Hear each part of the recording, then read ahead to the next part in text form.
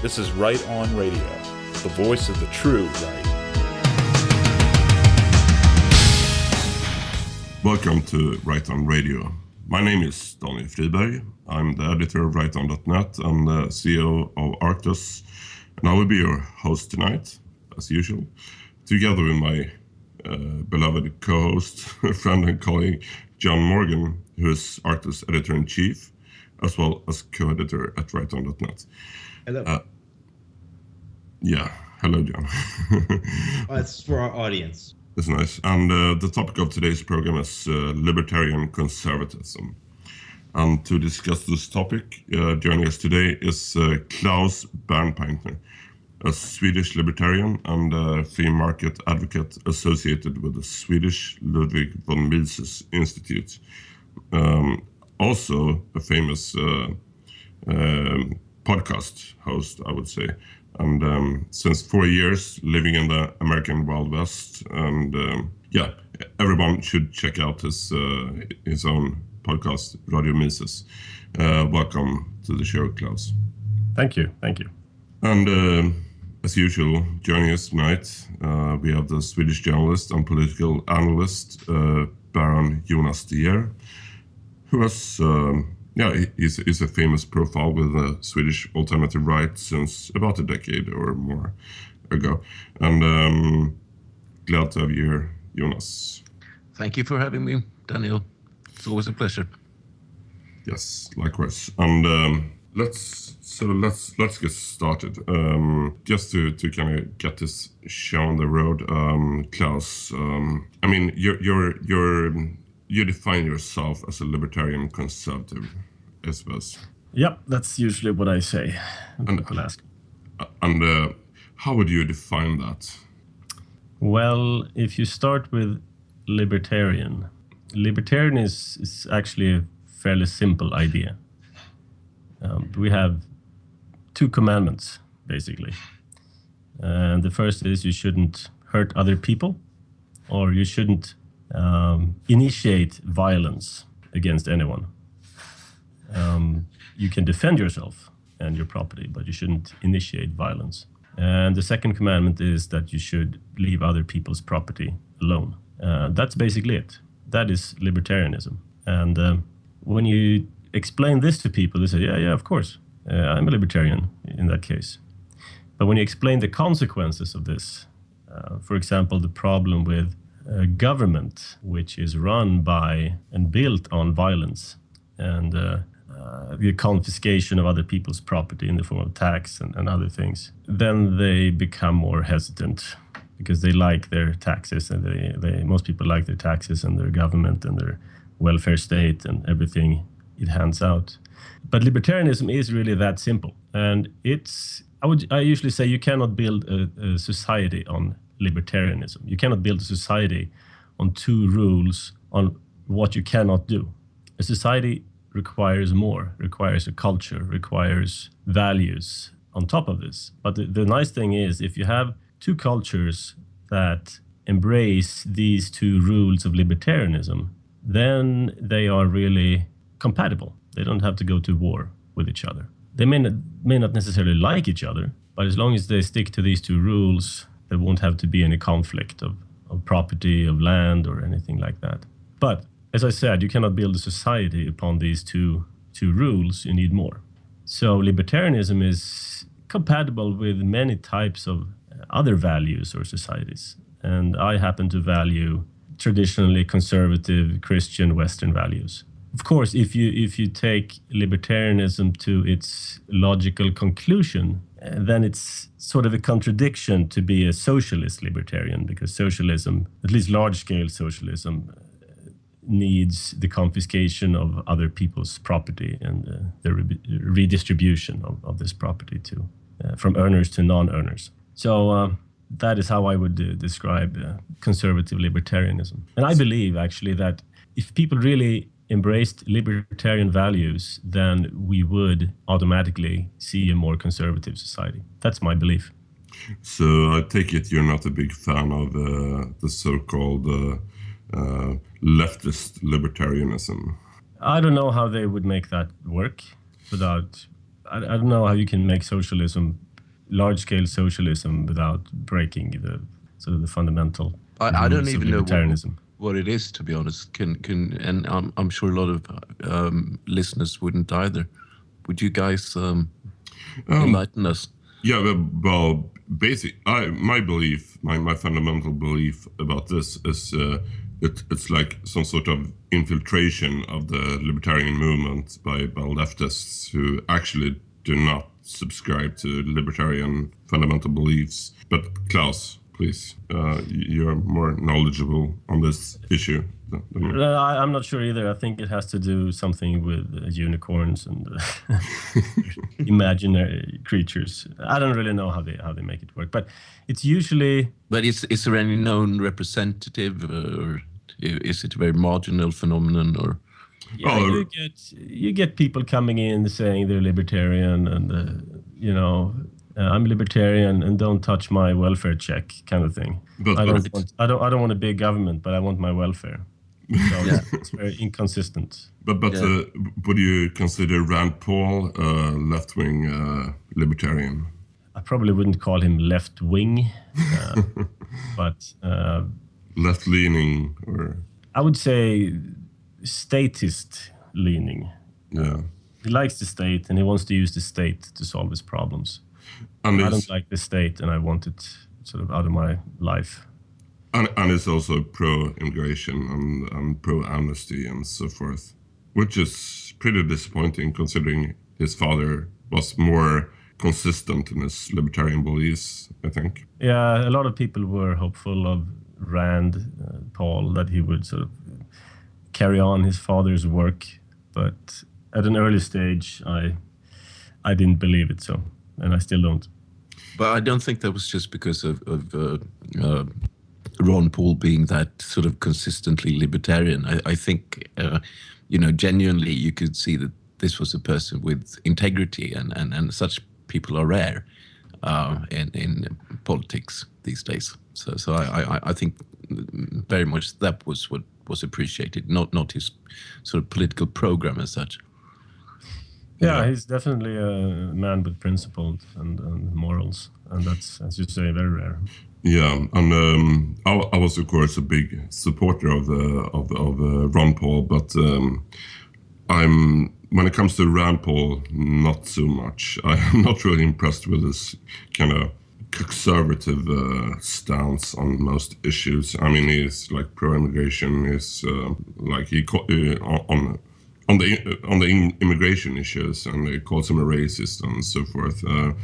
So since I mean you're I mean the conclusion we can draw from it all is that these politicians with integrity, they should be castrated, because pretty much the same thing has happened to Jean-Marie Le Pen and his daughter Marine, who's sort of also a lot of people got their hopes up for about her, and a lot of people still do, but she's not like her. She's not like her dad. But we also have to bear in mind that every politician or political party works within a certain context, and I truly believe that Marine Le Pen is trying to do her best within the current context of French politics.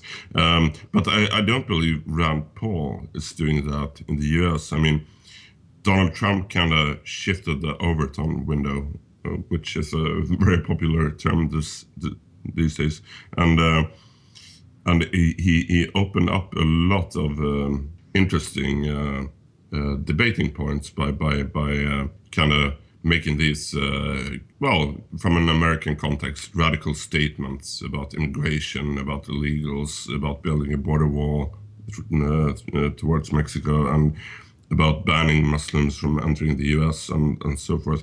And Rand, he could have just ignored it, but he chose to kind of attack Trump on these issues, which to me is I don't know what the reason is. Maybe it's the sponsors or special interests funding him that they kind of demands this of him. I have no idea, but to me it seems stupid, and I think that is one of the main reasons he's failing so far in this campaign.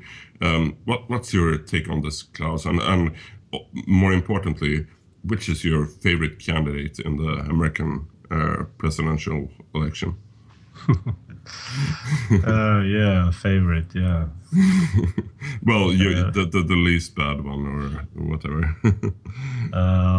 Well, it depends. I don't know. It's I would say the two, if I have to pick two, it would be Donald Trump or Bernie Sanders for different reasons. Yeah.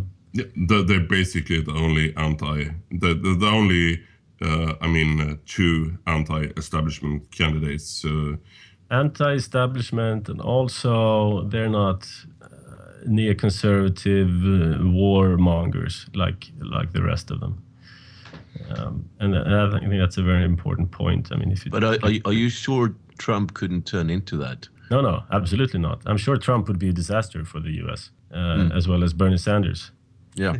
But so far, he's the only one I've seen that has not said we're going to go to war and we will, kill everyone in the Middle East and turn it into a parking lot. There's been a few interviews with him and that I've seen, and how he's basically said, "Why, leave people alone." And he has he came out not too long ago and actually said that the interventions in Iraq and in Libya and in Syria were a mistake. I mean, for any American politician, especially at that level, to say something like that is nothing short of revolutionary, really. I mean, I don't think you would find many Republicans or Democrats who'd be willing to say that. Yeah, they were quite shocked in the studio when he said that. But then there are things I don't like about him. I mean, he's still a big government guy, and if you take, for example, his view on Edward Snowden or the latest Apple security issue, I really don't like that. Of course not, and neither do I. But what was his take on Iran? I don't remember off the top of my head. It's very much against the peace, the agreement that was just signed. Well, he to be perfectly honest and clarify this, he said it was a bad deal. It was It was poorly negotiated by Obama and his staff, and they should have been able to make a better deal. He has certainly never suggested a war with Iran or something of the kind, and I don't think he will go down that route. But it's a funny thing to say nonetheless, because it's to my mind, that is the greatest achievement and the most positive thing that has sort of come out of the disastrous U.S. Foreign policy since the last 20 years or so. Yeah, or maybe the only good thing. But I mean, he's kind of a populist, and this is a question. I mean, this is a position that kind of resonates with the Republican electorate. And, exactly. He said it to try to appeal to the base. Yeah. That's my. Isn't that the whole idea of public elections and democracy? And I know the U.S. is not on paper democracy, but it still is in reality. Isn't populism sort of the essence of it? Yeah, it has to be. I mean, otherwise you wouldn't be electable, basically. So you have to kind of work within that context. I mean, how I don't know if populism is certainly not in an American context. It's not the right word. I don't think. I mean, someone like Pat Buchanan, for example, is a self-proclaimed populist, but and in sort of, I guess he sees it as being in the tradition of Huey Long and Father Coughlin and those people back in the 30s. But it's but sure, fishing for votes, fishing for votes, basically. That's what it's about. Yeah. I think that's his primary reason for taking that position. But I mean, he has also done a lot of really good things. I mean, he has really, as I said before, shifted the Overton window when it comes to immigration, for example. He basically made immigration the main topic of this campaign, and then that is solely his thanks to him, which I'm very happy for. And he attacks political correctness, which of course is something good. I mean, I don't think anyone here likes political correctness, right? Yeah, no. I mean, the question, if you talk about libertarianism and immigration and borders, it's an interesting point of debate. The way I see it is, in an ideal world, borders would be around your property. That is your border. If you want to associate with other people, then you can have a common border with them and defend that border together. If you want immigration into your property, then that is fine. You may want people, smart people, good people to immigrate, people you know, people, your friends, people you want to work with from other parts of the world. That's fine. You should be able to let them into your property, and no government should stand in your way. On the other hand, people that you don't like and don't want to associate with, you should be able to and allowed to exclude from your property. And no government should force you to take them in. And I'm against the concept of nation state. I think it's a bad substitute for private borders. It has a tendency to exclude people that you want on your property and allow people in that you don't want. So that's how a libertarian, that's one libertarian solution to the problem of borders and forced immigration and unwanted exclusion. So yeah, sounds pretty sensible to me. But the big problem I see with this is it kind of this kind of hyper individualism. It kind of makes your own group less competitive with more collectivist groups. I don't know. First of all, it doesn't have to be individual. It's I want to associate with people whose values I share, people I trust. Sweden used to be a very homogeneous society, and as a consequence, also a very trusting society. When you left your home, you kind of assumed that you wouldn't get beat up or raped. But it still is. That's a horrible thing. Even if reality has changed completely, but people's mentality is still sort of stuck in that. Yeah, because as a woman, I have the right to walk around naked, and I shouldn't be raped. And they think that the state will protect them or something like that. But but they still think that the state will protect them. They still think that you can always trust your doctor and you can trust the police and you can trust. Left your home, you kind of assumed that you wouldn't get beat up or raped. But it's so there is this sort of I don't know, belief in authority still with many Swedes, even though it's changing and it's changing rapidly, but still. But anyway, so libertarianism is not necessarily individualism in that sense that every man for himself. It's every man to associate with whoever he wants to associate, and to be allowed to exclude people he don't want to be associated with.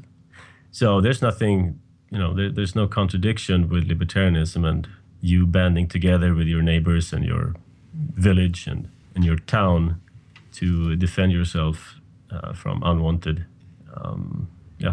people. Yeah. Go ahead, Daniel. I suppose that also kind of opens up the possibility of banding together with your entire people and forming a nation state. Yeah, you could take it to that extreme, but I would say that a practical problem for libertarianism or freedom-minded people is to keep things small. Because when you make things too big, because by necessity somebody will sort of organized society. If we're talking about a defense of some sort, somebody will have to organize that defense somehow. But the problem is, if you make this too big, the organizers become too far removed from the people they're supposed to serve. And they become susceptible to other interests than their primary job. So you need to be close to these people. A nation state is, in my experience, too big. We have no control over the people running Sweden. They do whatever they want. They make deals with whoever they want. They sit in Europe, we cannot touch them. Sweden used to have like 3,000 kommuner, and some of them had like 150 people. You knew who was leading your town, your community. You could, walk to his home. If he did something you didn't like, then you could, blow up his letterbox or something to begin with. But today, these people are surrounded by security. They go work in faraway places. You have no way to keep them in check.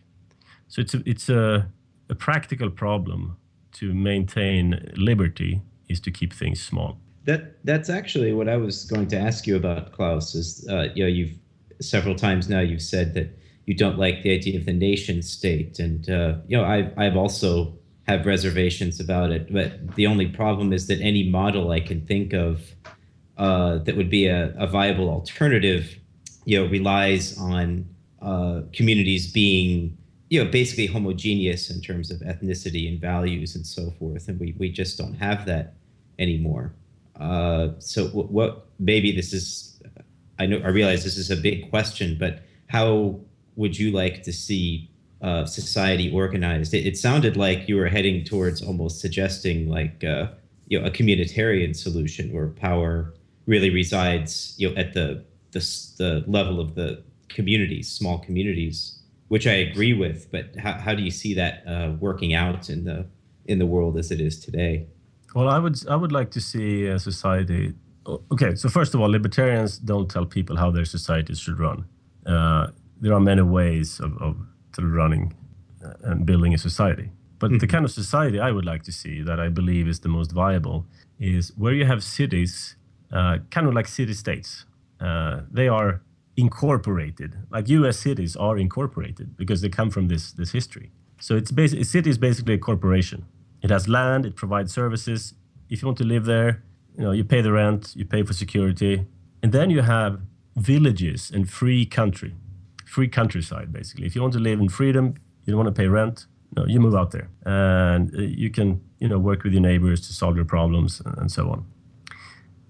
Of course, city-states can grow into nation-states if you don't keep them in check. But I believe this is the most... there are still examples of kind of city-states in the world. You have small nations like Monaco, and you had Hong Kong, and you had Liechtenstein, and Luxembourg, kind of. It's a little bit too big. But you see where these small nation-states, they're quite successful. They have very high living standards, and they're reasonably free. They don't get engaged in other people's business and start wars. They stick to themselves. And so there's no... You talked about how can small societies be competitive? Well, we have a few examples. Unfortunately, there's always a tendency for so-called representatives to band together with other representatives in other nations or states to create bigger units. It's a way for them to create more, accumulate more power for themselves. But if you stay small, there's no problem with being competitive and survive. Well, but there's no way you could have a world with sort of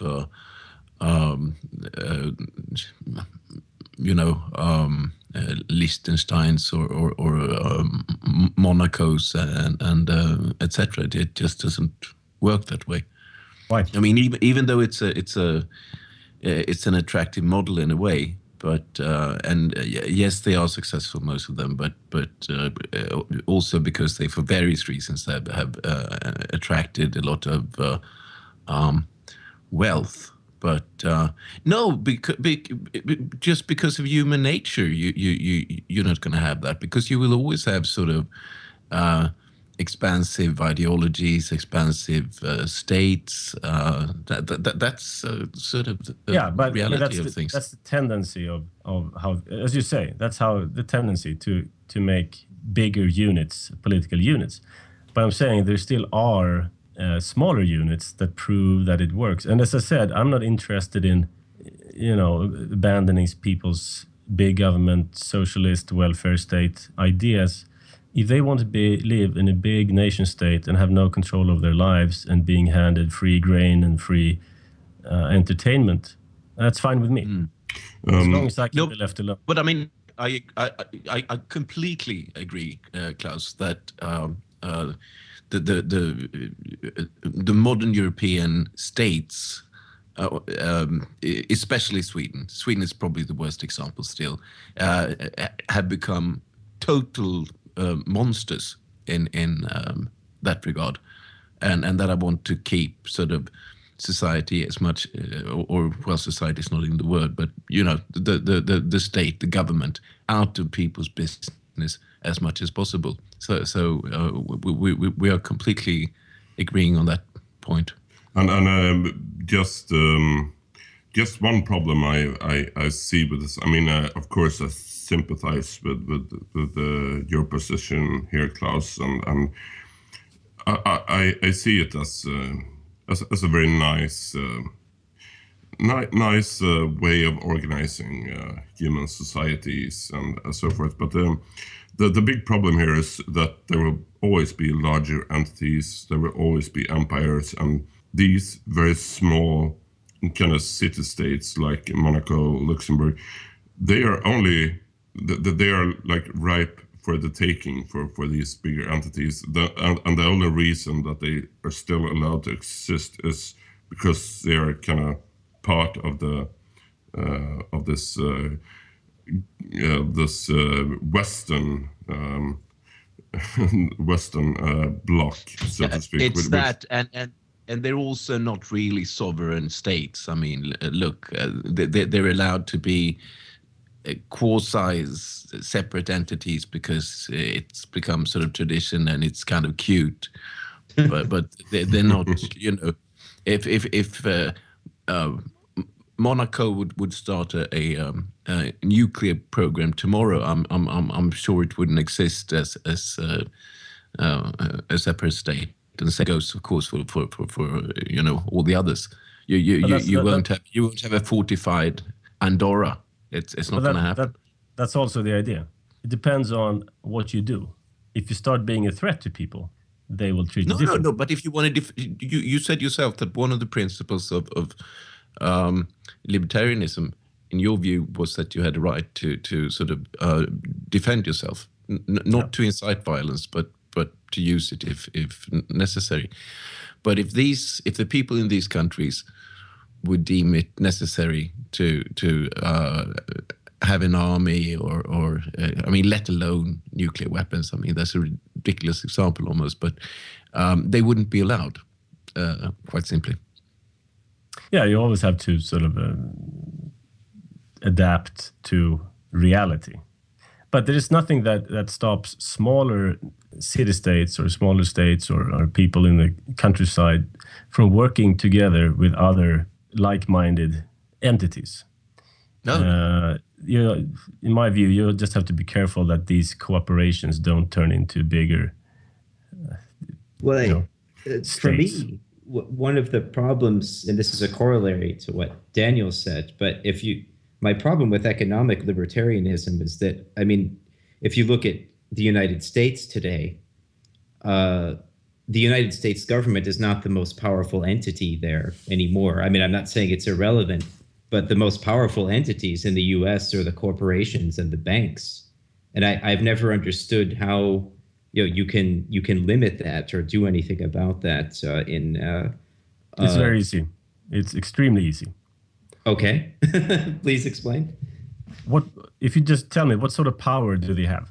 Well, they have inordinate power in the political system because they can basically buy candidates who will do whatever they say. Exactly. They can also buy their way out of being regulated. So the problem is that they have power over a political system. The problem is the political system. If you imagine a political system that was, say, 1,000th the size of the US, what sort of political power could a corporation buy? Well, they could still exert influence. I mean, if you look at transnational corporations today, I mean, they're active everywhere. But it's not limited to. Right. If you start with a free society, like a society without government, that is, the only power a corporation has is basically who to hire and fire. They have no power over their customers because people buy things. Well, they do through the media, I would say. That gives them a certain degree of power over their customers. No, well, they can entice people to buy their stuff, but a corporation can never force you to buy their things. The only reason why you would buy something from a corporation or use the services of a bank is if you think it's worth the money. If you don't like it, then you can stop right away, and there's nothing they can do.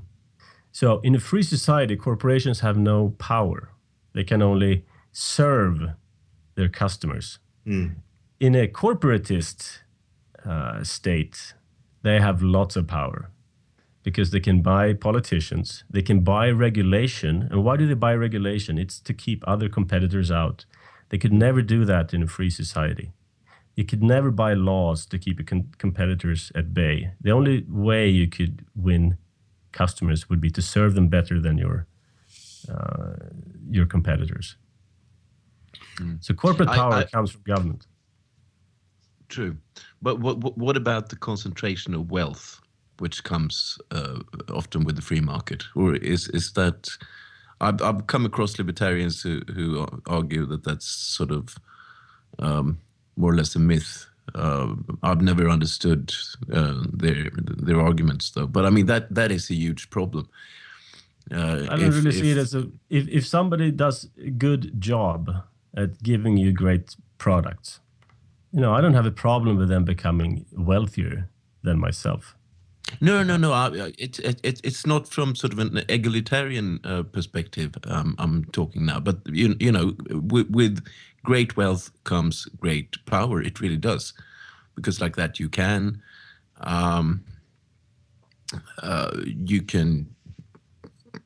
do pretty much whatever, and you do in the real world. You do gain very much a dominance over your fellow men. That's why you need a minimum of regulation and a maximum of competition. If you hate capitalism, if you really dislike people becoming wealthy, then you need to make sure that these corporations are exposed to as much competition as possible. Competition that steals their profits, that distributes profits more equally from them to their competitors. So how can you make sure of that? I mean, isn't that very much the situation we have in the world today? That you've got fewer and fewer actors on the global market, say, in a lot of areas. Exactly, and why? Because they don't have competition. So why do we have 4 banks in Sweden? It's totally unnatural in a capitalist society to have 4 banks for a population of 10 million people. Okay, you have a few small banks, but you have 4 major banks, nothing, and then a few local banks. It's because what does a corporation do? I mean, when a corporation starts, when a company starts, they want maximum competition. They want to be able to compete with the biggest players by being more flexible. If you ever worked for a big company, you know what their problem is. It's very bureaucratic, it's slow moving, and the worst thing they know is small competitors that threaten to take their business away. So when you're small, you want to be able to compete with everyone. You don't want regulation to stand in your way. You don't want, and they always sort of frame this in regulation to protect the customer, to protect the children, and so on. Making sure products are safe by government regulation. Small companies don't want this. They want to be able to compete on quality and price and flexibility. As they grow bigger, I mean, in free competition, it's very hard to stay unique and to be the only producer of a product, people will copy you immediately and take your profits away. So what you want when you become bigger, you don't want to spend lots of money on marketing, on R&D, and all this really, really expensive, cumbersome stuff. You want to be able to keep your competitors away. And what you do to do that is you lobby your government representative and say, hey, we're good guys, we make good products. Look at these other guys, they're selling, inferior stuff. How about we make some regulation to protect the consumer? Yeah, perfect, he says, because they're in some kind of a symbiotic relationship. We'll market this as a great political initiative to protect people. And so that's how you keep these companies' competitors away. And that's how you ensure that only a few companies can cope with this regulation. That's why you get 4 banks. Because try to start a bank today, it's impossible. You cannot get in. So these guys are protected. What you're saying is basically that the barriers of entry, to use economic terms, are too high for any new actor within the banking industry. If you want, I call it market hygiene. Yeah. The only way to guarantee market hygiene is to make sure that you have a maximum of competition. Yeah. That's how because competitors will eat away. They will kill big, slow companies. Sorry to stop you there, Jonas. That's fine. We are. I think we're having a really interesting conversation here, and we'll continue it shortly. But it's time to go to break, and we'll have a short music break. Where we will listen to a beautiful song by the Neofolk project Triore. It's a German-Swedish collaboration of some sort. And the name of the song is The Missing Hour.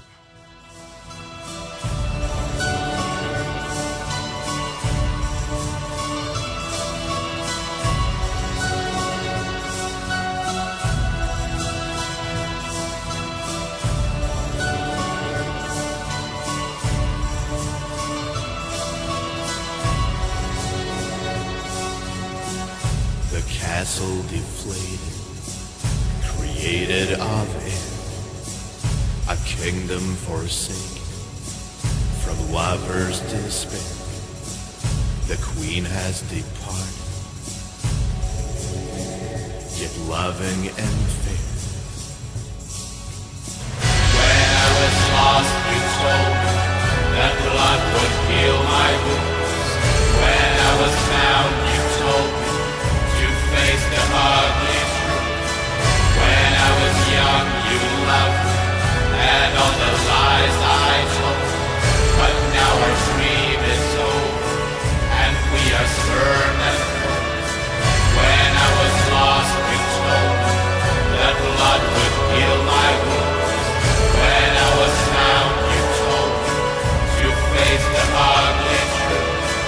When I was young, you loved me, and all the lies I told. But now our dream is over, and we are stern and cold. My land has expired, the courted has done. But please don't resent me, believe I have tried. Love is the light when hatred has done. When I was lost, you told me that blood would heal my limbs. When I was found, you told me to face the ugly truth. When I was young, you loved me, and all the lies I told. But now our dream is over, and we are spurned and alone. When I was lost, that blood would heal my limbs. When I was found, you told me to face the ugly truth.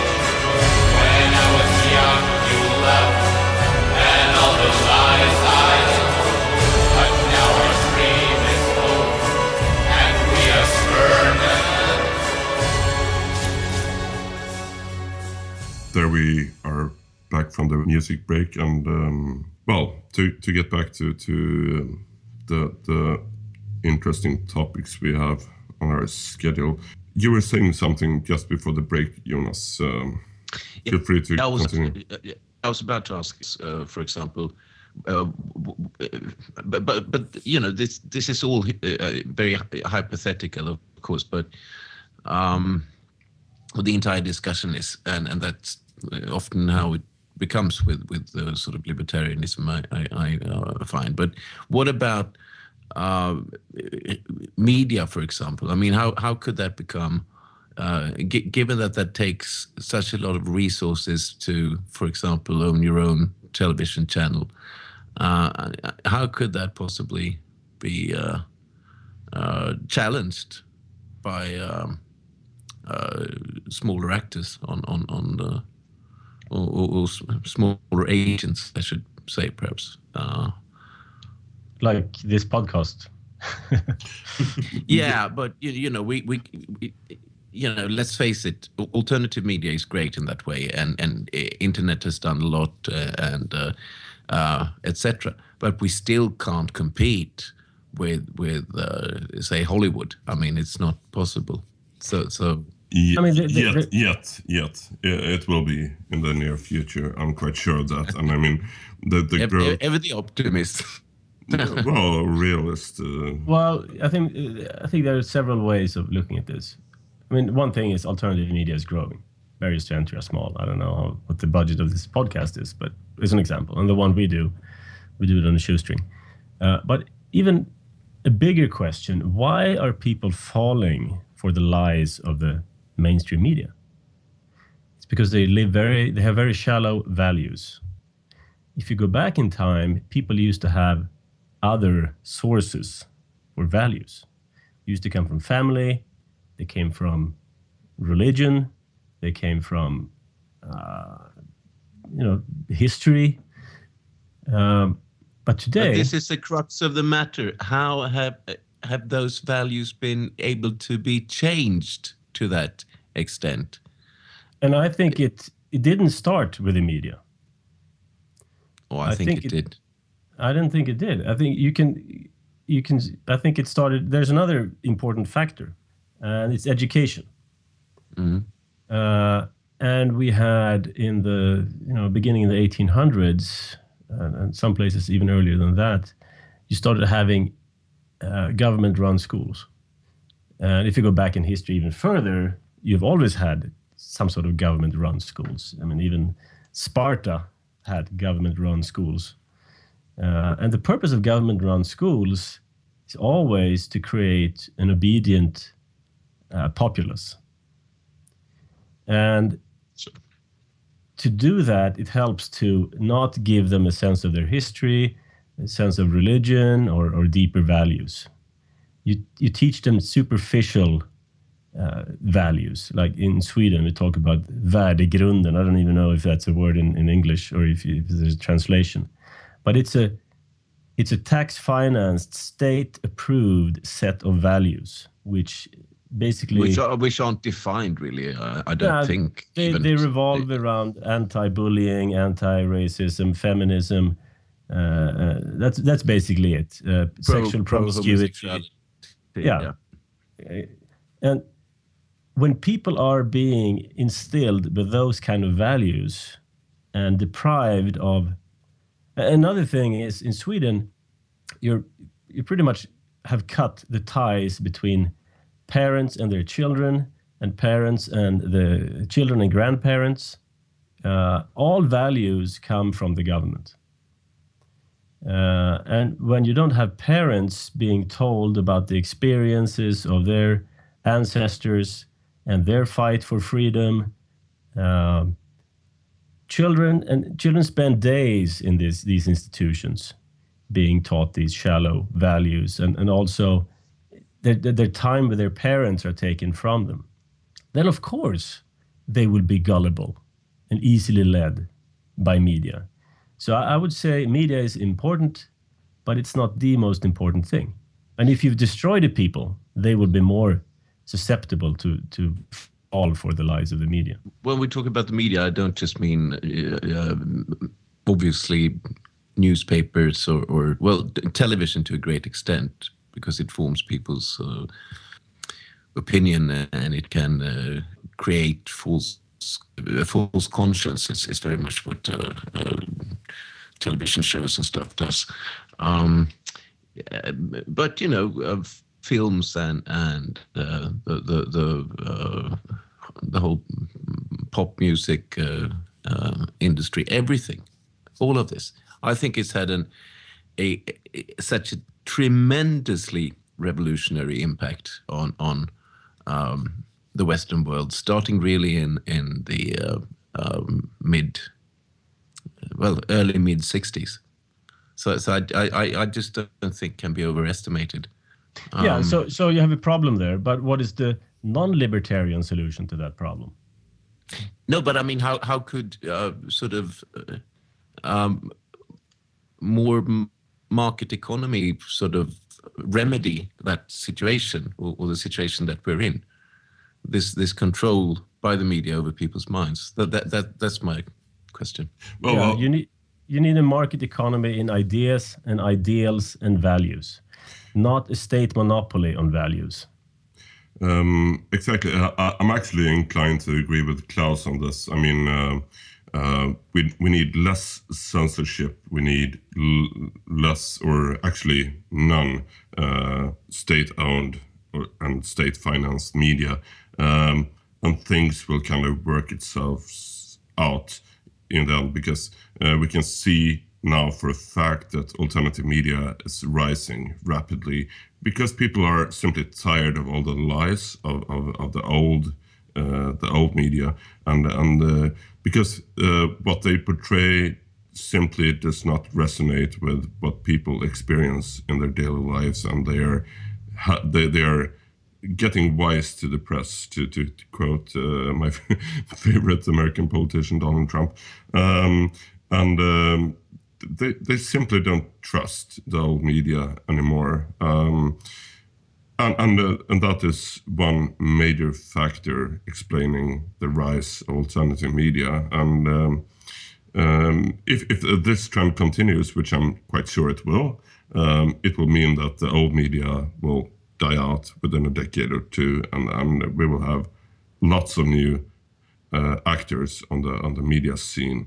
For example, WriteDown.net. Of course, it will probably be the most important one, and this podcast will probably have like daily broadcasts,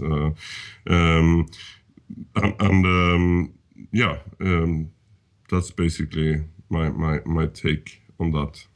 No, I hope you're right. It's just, yeah. The only segment of the media where we are still really far behind is, of course, when it comes to movie production, because it requires television. On television, because it requires so much investments and skill, but eventually we'll catch up. But it's pretty much. I mean, to be honest, even though alternative media has come a long way, there's no doubt about it. And we all do different podcasts, and they are appreciated, and etc. etc. But we simply don't have, and I don't think it's in the cards that we're gonna have in any foreseeable time, the resources for serious investigative journalism, for example. I mean, I've said a long time that it's really, really, really strange that no one has even attempted to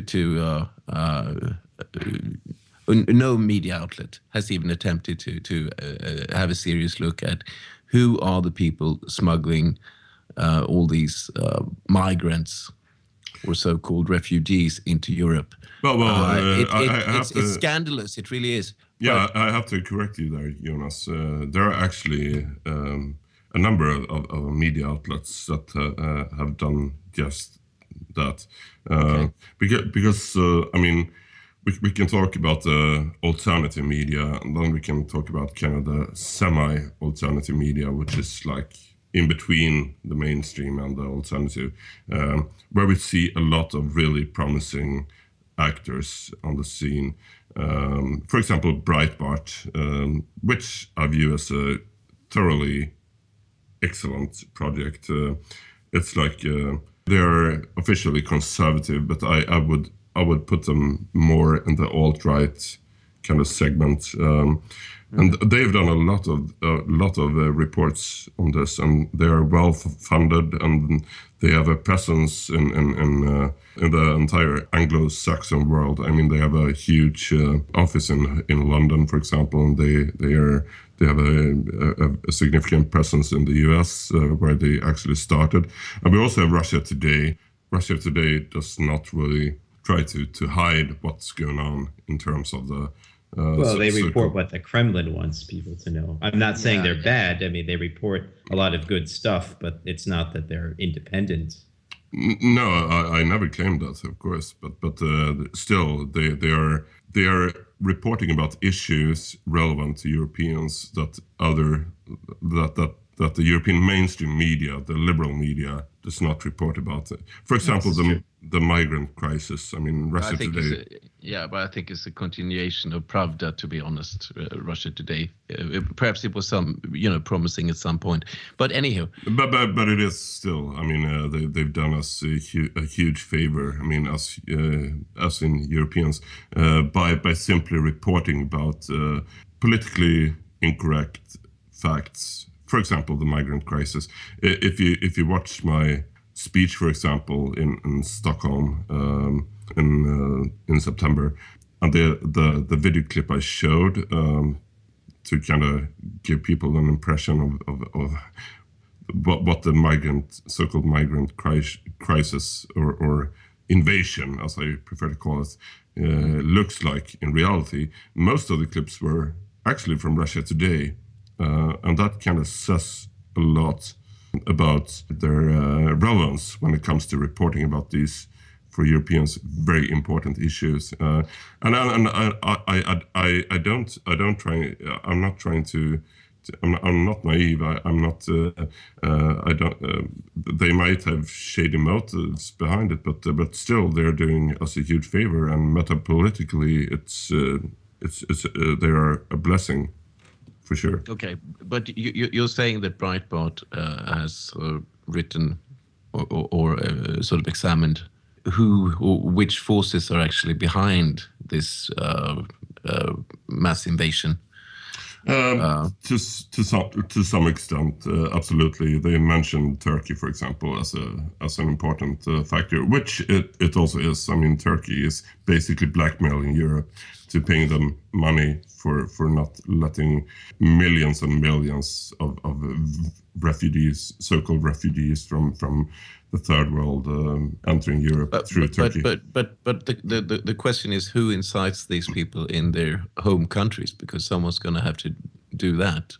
Well, in Hungary, they've reported on that a bit, like the connections with George Soros. Yeah, well, there you go. And that is the mainstream media in Hungary. I mean, Yes. the mainstream media in Hungary is actually, in many regards, more how should I put it, more radical or more outspoken about these issues than many of the alternative media outlets in the Western world. So we are what we are seeing right now happening before our eyes is nothing short of some sort of revolution in the media landscape, and I'm quite sure this will continue, and I hope that we will, and well, I'm not I don't only hope, I'm quite sure of it, that we will play an important role in that development. Well, I have to say, though, that the reason why the media in Hungary is so good, from our perspective, is because the state intervened. I mean, in Hungary, they passed a law a few years ago which said that media had to present a balanced side to an issue that certain things that denigrated I forget the exact language that was used, but it was something like denigrated the national spirit or the national identity or something like that, would not be permitted. So it was actually an example of state intervention kind of working in our favor. Yeah, and it was totally necessary. I will let you give your take on this, Klaus, in a brief moment. But in Hungary, what they basically did was a big cleanup operation where they cleaned out all the left-wing extremists from the cultural sector and state media, which was a huge favor, and which the EU hates them for. Yeah, and the US. They actually passed some very sensible media laws in Hungary, which we don't have in any other European country. For example, it's illegal to label someone as a right-wing extremist unless you have really good reasons to do so. One of the major newspapers, one of the major leftist newspapers, still remaining. I mean, they will probably soon go away. But they were actually fined a pretty substantial fine at that for labeling the second biggest party, Jobbik, which is like pretty much one of the most radical nationalist parties in Europe, as right-wing extremists. In one of their articles, they were fined for this. I mean, in Sweden, the media can do pretty much whatever they want. They can call people Nazis without any evidence whatsoever, and they regularly label people as right-wing extremists solely based on the fact that people dare to speak out against the most extreme immigration policy in the world, I would say. Yeah, I mean, I used to say that there's nothing that I stand for or have stood for now, 20 years publicly, that would not have been completely mainstream, say in 1960 or even 1965, 1966. There's nothing extreme about my views, but I've been consistent. But I've been called every name under the sun. Yeah, and the same goes for me. I mean, yeah, I know. And me. Yeah, also John, and yeah, maybe even Klaus. I keep a low profile, so I haven't been called much. I've been part of. There's some kind of book, Vita kränkta män. What's that in English? White offended men. Yeah. That apparently is mandatory reading for young women at Swedish universities. So I sometimes get emails. I saw you in this book. But other than that, I haven't really been called much. But what are their intentions when they email you? They just, I recognized you in this book. It's not funny, kind of thing. Yeah, it is. But that's fine. I think if they call you stuff, then you're doing something right, I suppose. Absolutely, But I would say, I mean, there's obviously an agenda with some people, right? In the media, they want to twist the values in society, and I mean, the publishers need to eat too, so they will cater to what people like and their base values to sell their stuff. And journalists are, at least the journalists of today, they are quite a spineless bunch. There used to be real journalists, but not so much anymore. So they will, they will follow. Well, I would go even values. further and say that most of these people have a blatant agenda with their journalism. Yeah, I'm sure they do. And to me, it's kind of interesting that in Sweden you have a journalist school, which is government-run school of for people who are supposed to, at least in the olden days, the job of journalist was to sort of scrutinize power, and now power is training them. To scrutinize ordinary people holding politically incorrect beliefs. So you even have a word in Swedish, and this might be sort of difficult to even comprehend for an English-speaking audience, but we do. There is a word that is consistently used, which is the journalist core just like the police corps or the Marine Corps or what have you. Implying that these are people working, and we're talking about all journalists. It's the core, which is perverse if you really think about it. It is indeed. Yeah, it gives the impression of there's one group with a common goal. Exactly. Yeah. Well, not just the impression. I mean, that's the reality as well, and that's their self-perception. I mean, journalists themselves talk constantly about the core, or the journalist core. I think also journalism is because they still have to eat, so they have to cater to the values that are in society, and the values today are unfortunately very base, and I think the rise of alternative media also corresponds to a change in values among the population, and I've been predicting this for a few years now. But I think when Sweden goes full Nazi, I think the journalists, a lot of them will be at the forefront of that movement. Well, I'm not so sure about that, considering the owners of the mainstream media and so forth, and the blatant agenda. Well, we're already seeing journalists switching sides. Yeah, switching I know. sides. And we will see that to a larger extent, of course. Because they have to eat. yeah, they have to. But still, we should not forget that a majority of the journalists in Sweden are ideologically driven. They're really in the true sense left-wing extremists and cultural Marxists. And the problem is when people stop buying their things, they have to find other jobs. Yeah, and hopefully a job outside of journalism, because I don't think many of them deserve to be journalists. But I mean, this is happening. I think it's been halved or something like that. The so-called journalist corps the past 10 years. I mean, they are firing people from the main media outlets all the time. Yeah, the old media is dying. But to get back to kind of the main topic of the show, because we've been discussing media for quite a while now. Now we kind of like to bring that discussion back to the core topic.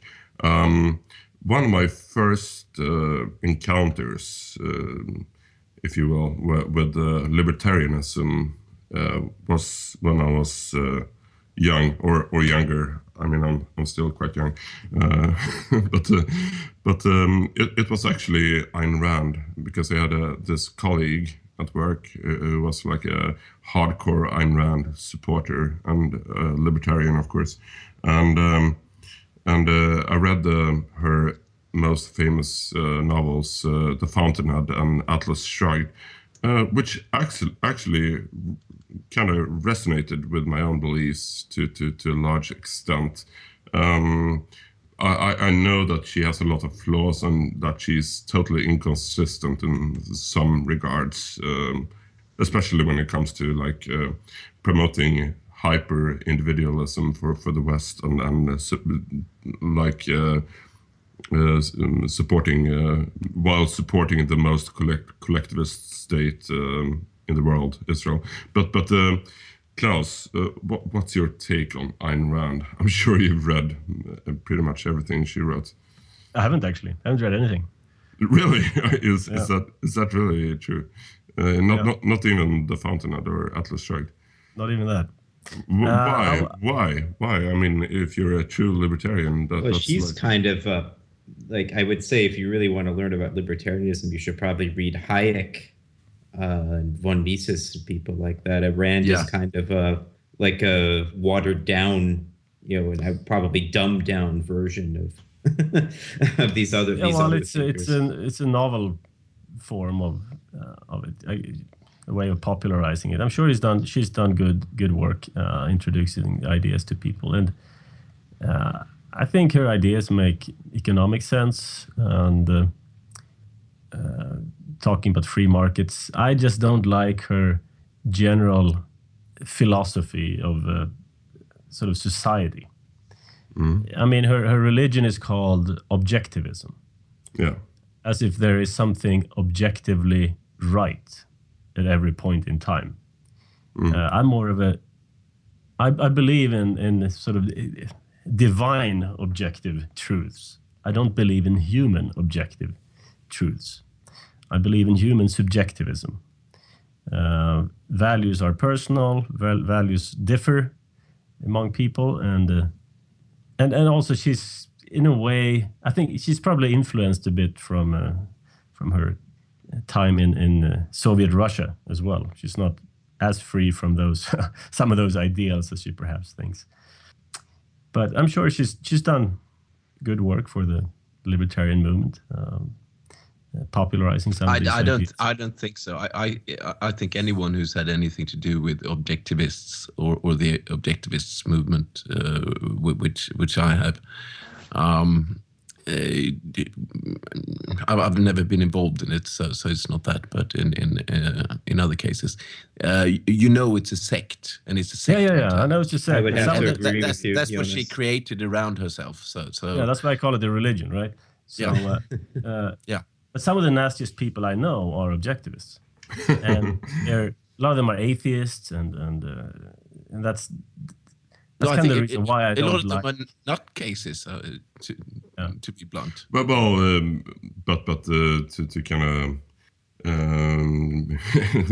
kind of put some nuances to this discussion, I have to say that some of the most intelligent people I know, I've known, have actually started out as objectivists, but have been kind of converted to more like traditional conservative standpoint after being introduced by me, of course, to some more relevant literature.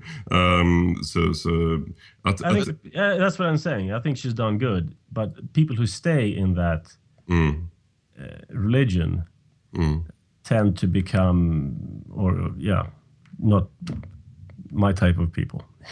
If you know what I'm saying. I think you can draw a clear parallel with the LaRouche movement, for example. Well, they're a little bit nuttier, I would say, in some ways. No, I don't think so. No. Well, I would say the other way around, but it's still, it's sort of it's a sect mentality, as I said. It's kind of scary, and it often attracts people that are intelligent, clearly intelligent. There's no doubt about that. So I'm not surprised that you say that, Daniel. But it's still. I don't know. It's kind of Mensa people. Yeah, it is. Nothing wrong with Mensa. I'm a member myself. Well, I'm not so sure about that, or was I stopped paying my membership fees, but I mean, it's a lot of people who like to flaunt their sort of intellectualism and I don't know. Yeah, you're perfectly right on that.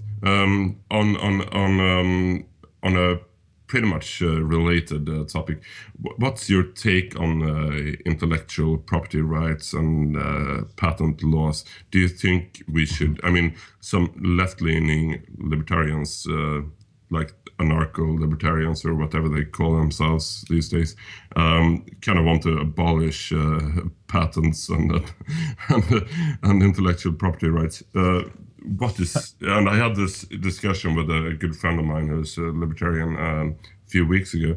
So, Klaus, please give us your take on this. Well, patents and intellectual so-called property laws are a great way of creating big companies, big corporations with a lot of political power, protected from competition and from holding development back. Continue. My main problem with this is that they require a government, and that's one main problem. Another problem is that why should I pay for a government to protect certain companies from competition? I have nothing to do with that company or their product. And also, I think it's a logical fallacy. I mean, real property is something that can only be used by one person at one time. So I protect my property because if somebody else uses my property, I cannot use it the way I want to and when I want. That's why I protect real property. It's to stop conflicts of use. So what you're actually advocating here is like anyone in the world should kind of make pirate editions of Arctus books. Because we can't simply claim the intellectual property rights to our own works. Yeah, but there are many ways of making books, nice-looking books, cheap books. The Mises Institute, not the Swedish, but the American one, has the same. They publish all their stuff online, but people still buy their books. And I don't see... There are many ways of making profits. And but some ways may not be possible without property rights, and in that case, it's too bad. But that might be true for sort of publishing houses today. But what about aspiring authors, musicians, young composers and artists and what have you? Should their work be up for grabs by anyone with a lot of money who can use it without any kind of compensation? Or I mean, just to finish the previous argument, to protect physical property, that's important because if somebody uses my property, I cannot use it at the same time. Intellectual so-called property is about protecting somebody's revenues, not protecting their ability to use something physically. It's to protect someone's revenues, and I'm totally against protecting people's revenues. Why? Nobody has. Why? I mean, why wouldn't, for example, let's say that I started a medical company, putting a lot of investments into researching, into research and development of cure for cancer, for example, and I invested like 100 millions into this. And do you think it's perfectly legitimate for like anyone to just copy this recipe and putting out cheaper kind of copies of this medicine on the market without actually having anything to do with the actual research leading up to this? Absolutely, I see no problem with that, and that's the whole idea of competition. Yeah, but somebody makes a product and somebody makes something better. Yeah, but that kind of that's what takes sort of development. That's what develops things and makes them better. Yeah, well, and it also takes away all the incentive of doing not at all. Research, yeah, putting money into research and development because or to do research in the first place. I mean, the person who can, the hypothetical person who can put money into it is probably not in dire straits, or obviously not. But the researcher or the inventor as such, is he going to be screwed by big money? I just think it's so. No, it's the other way around. It's the other way around. Patents protect big money. No, patents protect in new innovations. I mean, no, they don't. Because you have a patent doesn't mean that you are protected from somebody stealing your idea. It means you can take that person to court and pay $100 billion to sue Microsoft for stealing your idea. If you have that money to protect your patent, then you may be protected. But now you're kind of switching your argument here. Now it's more of a practical problem than a moral or ideological into this. And do you think it's perfectly legitimate for protect that I should pay for Microsoft's protection from competition from small players. It's immoral. But what if it's the other way around? The other way around, yeah, that's usually the case. Yeah, exactly. But show me a small company that has been protected from having their ideas stolen through patents. Well, it's very nice when somebody puts up a pirate edition of an Arctos book and we can contact the website that's hosting it and make a copyright claim and they take it down. Yeah, of course it's nice. Yeah. But why should I pay for it? Well, why should I pay through my taxes for protecting your revenues? well, first of all, why should you pay for any kind of upholding of the law? I mean, that's what you. Why should I pay taxes? Ask yourself. That's right. I don't agree with paying taxes. No, of course not. But still, I mean, as Jonas says, I mean, it's part of the law. I think it should stay part of the law, and I think there are many other laws that should probably be kind of revised or outright taken out. But still, the patent right and the protection of innovations, for me, it's and also for Ayn Rand. I know that you don't like her, and I kind of don't like her either. But I think she has some valid points there when it comes to intellectual property rights, because if you kind of make it legal for anyone to pirate any invention or book or a musical production or whatever, you simply take away a large portion of the incentive for people to actually spend years and years and millions into research and innovation and creating. It would be great to take away some of the incentives from Hollywood. I love that. Yeah, but we don't really need that because we have like Pirate Bay. So they're already screwed in that regard.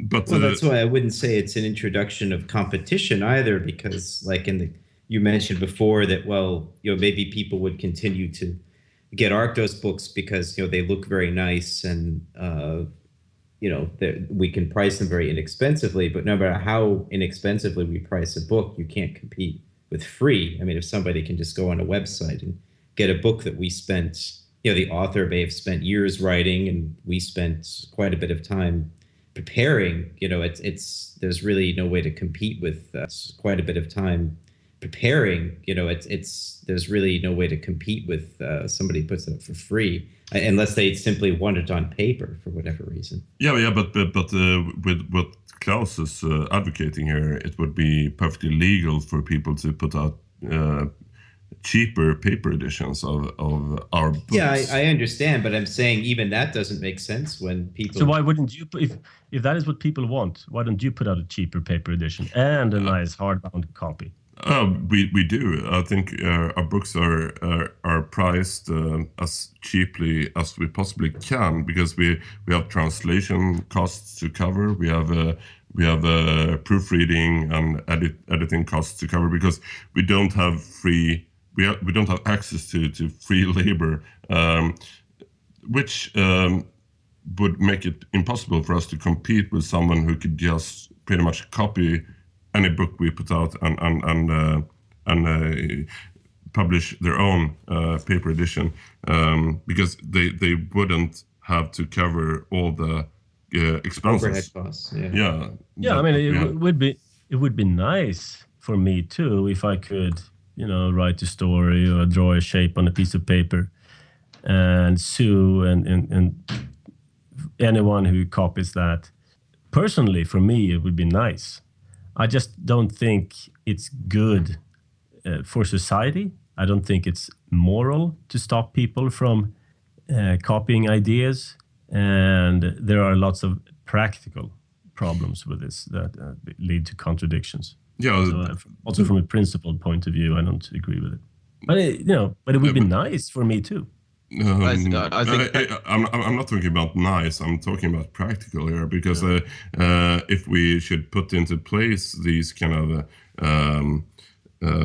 this kind of changes in the patent law and so forth that you're advocating, it would simply take away all the incentives from a lot of authors, inventors, and researchers, and it would be harmful for our entire civilization and for our entire culture. I don't believe it. Look at fashion industry. Do they have patents protecting their latest model of I don't know what? Probably not, but there's an incredible amount of development. But it's a huge difference. You can't compare it. I mean, why? Because it's a lot simpler process to come up with a new. But new it is criminal. Yeah, and it is criminal to sort of imitate a brand, for example. But I mean, fashion changes with time. Somebody comes up with new patterns, new colors, a new type of, I don't know, shirt, whatever. And that's the thing for the year, and people follow, and nobody gets sued. And the next year, there's something else. There's an incredible amount of development. And what you're saying right now kind of pinpoints the difference between the fashion industry and, for example, innovations and the publishing industry and so forth, because these are not just 6-month trends or whatever. Fads. Exactly. This is actually innovations and cultural productions that takes years to create and a lot more investments and so forth. And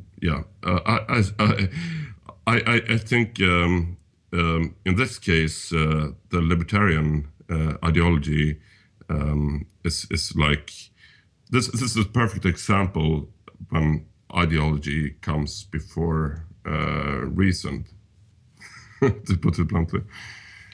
Well, in your opinion, not in my opinion. I think first of all, it requires a state, and that's right there for me. Or some sort of authority. I mean, no, if you don't have a state, there's no way to enforce it. Well, if you have a city-state, you can enforce it. Yeah, within the walls of the city-state, or an empire. I mean. But you need some kind of authority in society. I mean, but there's no evidence. There's no evidence that patent laws encourage development. There is. I think there is. Several hundred years of European civilization is a perfect proof of that. No, it's not a perfect. But what we don't have on the other hand is proof that. Disbanding patent laws altogether will be good for innovations. It's hard to prove it either way, so that's why I take a moral. Well, it's easy to prove that it's been good for innovations, but it's impossible. It's impossible to prove that it's not, because it has never really been tested. Well, you guys don't like big corporations. Well, one way of crushing big corporations is to crush patent laws. No, I don't think so. I think it's the other way around. And I think if any kind of innovation, be it, as I said, of any sort, be it a good song or something to do with rocket science proper, if that would be up for grabs for the big corporations, they would be the ones to take advantage of it, not the other way around. Of course, because they have all the resources, they have the distribution channels and so forth. So no small company would be able to compete if they come up with a brilliant new innovation or idea, because a bigger company would steal it immediately, and they still do. And they would totally dominate. They still do, and the small company can't do anything. And you support it morally by your standpoint of disbanding patent law. I'm saying that today, small players are not protected by patents. They protect big players. Yeah, but that is not an argument against patent law. That's what you're saying now is like it's an argument against your argument for patent rights, that it protects small players. Okay, guys, we're going round in circles here. So. Yeah, well, I guess we have to agree to disagree on this particular issue. But I still wish you all the best with your publishing business, and I think you could do it perfectly fine without patent law. There would be some people that would copy your stuff. Yeah, fine. There are musical groups who encourage people to record and share their stuff on social media, so they can have people come to concerts and to help them market. And if I understand this correctly, there have never in the history of the world been such a big market for books as it is today. Yeah, that's true. Even though people can share. Absolutely, and the intellectual property rights and the laws surrounding it is a big explanation for why it's still profitable to publish books, because people can't make pirated paper copies and so forth, which is kind of what makes Arctos even feasible as a company to succeed, because if we did not have exclusive rights to our paper editions, if anyone could just copy and put out cheaper paper editions, we wouldn't be able to pay for translations, important translations from French authors, from Russian authors, from German authors into English and Swedish and so forth. So personally, I mean, if what you're advocating would come into fruition, it would be the end of Arctos. And I personally think it would be a bad thing, not only for us, but for European civilization as a whole. I would have to kind of agree with Daniel on this one. That's fine. Anyways, it's been a really, really interesting discussion, and it's a true pleasure to have you on here, Klaus. Before we kind of wrap this up, we have this kind of tradition of letting our main guest plug some projects and recommend some websites and so forth. So please, Klaus, tell our listeners how to listen to your podcast and anything else you want to promote. Yeah. I would just recommend Swedish, if you speak Swedish, the Swedish Mises site, the Ludwig von Mises Institute, mises.se. And there you can find our podcast, which is mostly in Swedish, sometimes in English when we have guests. And we have a lot of articles on economics and liberty, philosophy, history that I think many people would find interesting. Mm-hmm. Yeah, and I totally agree. I would personally recommend everyone listening to Radio Mises in Swedish. It's a very nice podcast. It's might possibly even sometimes be better than this one. But it's a really good podcast. I truly recommend it for everyone. And thank you so much for participating, Klaus. It's been a true pleasure. Yes, thank you. It's been fun. And Jonas as well. Having me. Yeah. And, Thank you. And thank you, John, and so forth. And to all our listeners, stay tuned for the next episode of Right On Radio. Have a nice evening. Bye.